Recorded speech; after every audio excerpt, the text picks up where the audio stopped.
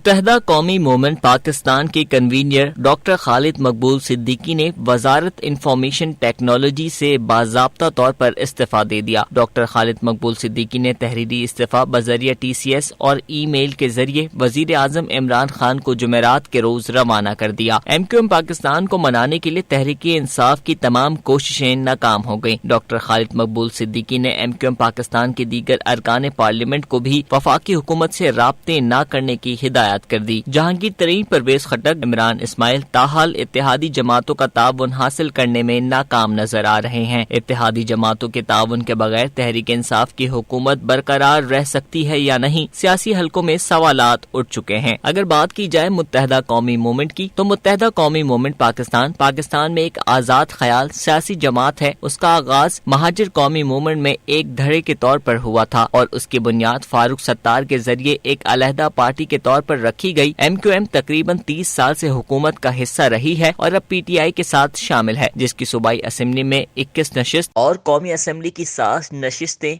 हुकूमत का हिस्सा हैं। बिलावल भुट्टो के बयान के बाद MQM की सियासत में हलचल पैदा हुई और बिलावल भुट्टो का कहना था कि MQM हुकूमत से अलग होकर हुकूमत को गिरा सकती है, लेकिन कराची की आवाम को इससे क्या नुकसानात हो सकते हैं। आवाम का कहना है कि इनफैक्ट कराची की आवाम तो पहले भी मुश्किलात में थी, अभी भी मुश्किलात में रहेगी। पहले कराची के अवाम को मिल रहा था जो अब मिलेगा, तो वफाक में रहे या ना रहे, कराची के हालात तो वैसे ही रहेंगे। अब वो ये सारा मसला रहता है कि प्रोविंशियल गवर्नमेंट कर रही है, वफाक कर रही है, इन्हीं चक्करों के अंदर जो है वो कराची की अवाम पिसती रहेगी और अभी भी पिस रही है। अभी आपके सामने ही है, मैं गाड़ी पार्क की है, आप देखिए वहाँ पे गटर का क्या हाल है और सीवरेज किस तरह से फैली हुई है। तो ये सारे मामला कराची के पहले से थे, वो अभी भी रहेंगे। MQM के मिलने या ना मिलने से कोई फ़र्क नहीं पड़ना उसमें। देखें, बात यह है कि बहुत सारे इस मामले के अंदर जो है कराची ने लास्ट इलेक्शन में जिस तरह से एक तब्दीली को वोट दिया था ना, वो उसके बाद बड़ी मायूसी है अभी। तो वो कोशिश यही की थी कि नई चेहरे आएंगे, नई गवर्नमेंट आएगी और वो कराची को सही तरीके से लेके चलेगी, लेकिन इनफैक्ट वो चीज़ जो है वो एक्सपेक्टेशन पूरी नहीं हुई।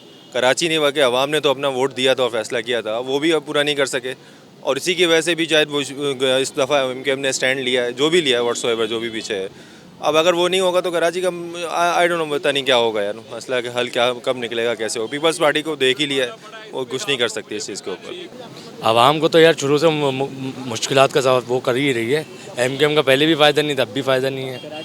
अपनी मदद आपके तहत काम कर रही है कराची आज तक। जब थी गवर्नमेंट में 2000 से लेकर 2008 तक, तब बस सिर्फ सड़कें वगैरह बनी है, इसके अलावा अदरवाइज़ तो कोई काम नहीं हुआ। बाकी खाया ही है उसके बाद, अभी तक कोई पूछने वाला नहीं है, कोई सुनने वाला नहीं है। आप सड़कों का हाल तो देखो, औरंगी टाउन देखो, आप बल्दिया देखो, नॉर्थ कराची देखो, कुछ जगह हैं जो पोश इलाके हैं वहाँ पे बेहतरी है कुछ, अदरवाइज़ तो सब जगह बेकार है, हर चीज़ कोई किसी के लिए नहीं है। आवाम गुजार रही है अपनी लाइफ। बेसिकली देखें कि हमारे जो हुक्मरान हैं ना, वो सिर्फ खाना जानते हैं। कराची रेवेन्यू जनरेट कर रहा है, हर चीज़ कर रहा है, लेकिन कराची को कुछ भी नहीं मिल रहा।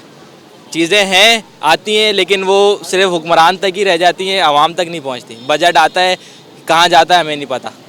आवाम को पहले भी नुकसान था और अब भी वैसी है, क्योंकि कोई भी जो भी आए कोई भी कुछ करता नहीं है यहाँ पे, सिर्फ सब आते हैं लेके चले जाते हैं। तो पहले भी यही था, जो अब भी यही होगा, तो इसके अलावा और कुछ नहीं है। कराची की आवाम को तो कोई नुकसान का फ़ायदा नहीं हो, मतलब कोई नुकसान तो नहीं होगा क्योंकि उन्होंने कुछ दिया भी नहीं है वैसे। तो यही है कि बस बुरा हाल ही है, चाहे कोई भी हो। सबसे पहले हमें सेल्फ में होना चाहिए कि यानी कि ख़ुद हम सही हों।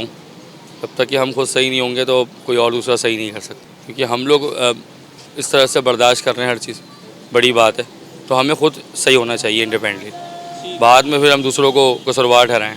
अगर कराची के हालात ऐसे रहे तो इत्तेहादी जमातों का ताउन हासिल करने के लिए वजीर आजम इमरान खान को खुद मैदान में आना होगा। कैमरामैन फरहान सिद्दीकी के साथ अंजार अहमद, DNN, कराची।